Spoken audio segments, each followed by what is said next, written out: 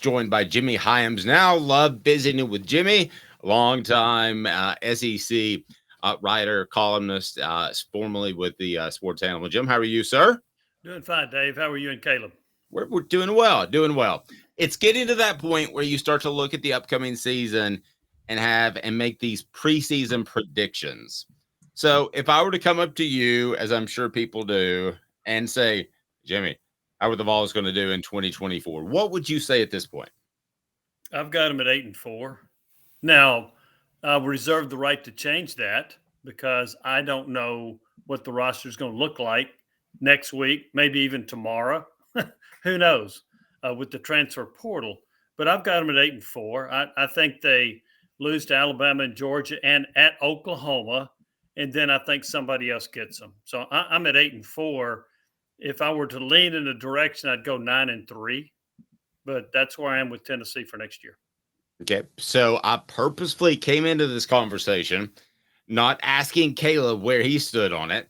So I want to ask you right now, Caleb, where are you? You can only win 12 games, I believe, maybe 13. In the regular season, I've got them 11-1. And if they go 8-4, Jimmy, Josh Heupel, it's time to axe him. Because I don't know how they're going to do any better than they're going to do in 2024 in the future under Josh Heupel. I think 2024 is the max year, and if they go 8-4, they're not going to be able to recruit for the future because Heupel will be selling a stagnant program at that point that looks a lot like Auburn's program under Gus Malzahn looked in the second half of the 2010s. So who's the loss to? I think they'll lose to Alabama or Georgia, but I don't think they'll lose both. Okay. And I think they run the table everywhere else. Jim, I am surprised when you have Tennessee at 8 wins that you're at 8. I thought you might be at 9 and 10. Should Tennessee fans, if they end up at 8 wins, be disappointed over that now that you would be in year 4? If that's right, year 4? Yeah, they would be disappointed, just like I think they were disappointed that they won 8 games this past year. So I think there was a little disappointment with this record after an 11-win season.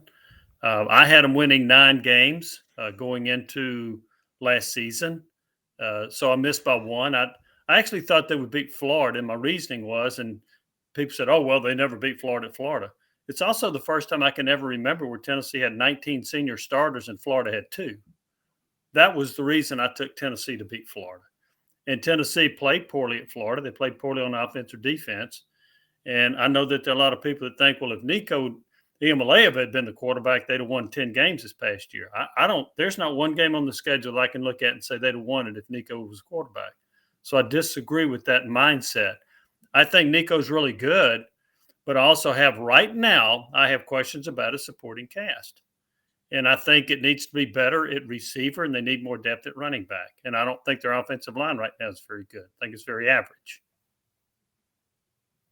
Jimmy, I want to address that because you did talk about Nico's supporting cast in an article we wrote recently, and I guess that's why you're worried about the 8-4 season. But isn't it also fair to say that was a makeshift supporting cast in the Citrus Bowl the offensive line is not going to look like that next year. Cooper Mays is coming back. We assume Javonte Spraggins is coming back, and Javonte Spraggins wasn't in that game. And the receiving core is going to be totally different with Brew McCoy coming back, Mike Matthews, Chris Brazzell, Braylon Staley. So taking that into account, is it in terms of a supporting cast, is it the only real concern from that game the fact that Dylan Sampson is the most useless pass blocker in the history of pass blocking running backs? Well, there was another running back a couple of years ago that wasn't very good at it either, and his name was Jalen Wright. He ended up being pretty good. So Dylan Sampson as a pass blocker is not a finished product. That's about as nice way as I can say it. Sampson's a really good running back. He's a very good player, and he can be a difference maker. Obviously, he does need to learn how to pass protect a little bit better. Maybe you coach around that a little bit. I think the receiving core has a chance to be pretty good, but there's a lot of speculation with that. I think Brew McCoy's really good. I don't think he's a first-round draft pick, but I think he's a good receiver.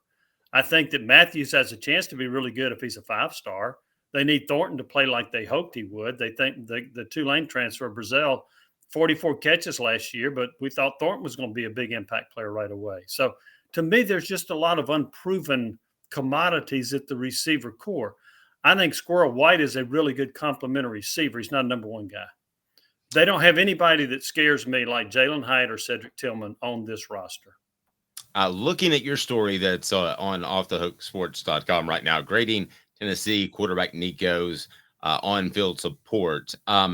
If there were 3 guys that you could pull off this roster or that are coming in that you think are most likely to elevate their play by a step that you could point to and say, that could change the way I feel about the skill position players, who might those 3 guys be? The current players or incoming players? It can be both. If you think somebody's that good coming in, but I would think most of them would be current to some extent. Well, one of them that I think McCoy's really good. I think Squirrel White is a good receiver. The rest of the receivers that are returning didn't really impress me much. So I would say either Brazil or Matthews. That would be one. At the offensive line position, right now, Spraggins would be one of them. And he's coming off a torn MCL, but he would be one of them because they need to make sure that the offensive line is fortified. They need to make sure that they're good up front to protect Nico. For the other one, and Caleb might like this one, Cam Seldon. I do not think, really? Yeah, I don't think. Trent Richardson vision. The reason I say that is Tennessee had a 3-headed monster at running back last year with Wright, with Small, with Sampson. Well, right now it's only Sampson, unless Seldon's really good. Seldon also could be your short yardage running back. He's big enough, he's strong enough to do that. So he needs to be a really good player. And I like Sampson a lot, don't get me wrong. But you can't go into this league with one running back, especially the way Tennessee runs its offense. So I think Seldon's would be a key to this team. Jimmy, you may not have, because it was a giant internet meme in like 2015, but did you ever see that freeze frame of an internet picture of Trent Richardson with the Raiders when there's a giant hole on the right and then he runs right to the left into the crowd of everybody? And that was Cam Seldon on that 3rd and 1 against Iowa last week. There was a giant hole on one side and he took the exact opposite side. And I'm sorry, I look at that, I'm like, if you can't see that hole, can you ever develop into a decent running back? Of course you can. You can't look at one play and then throw somebody in the trash can. I can. Come on. I can. You shouldn't. You shouldn't.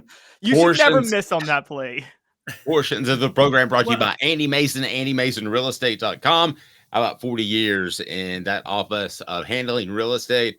Best service, no question about it. Best prices in the biz. Andy Mason, AndyMasonRealEstate.com.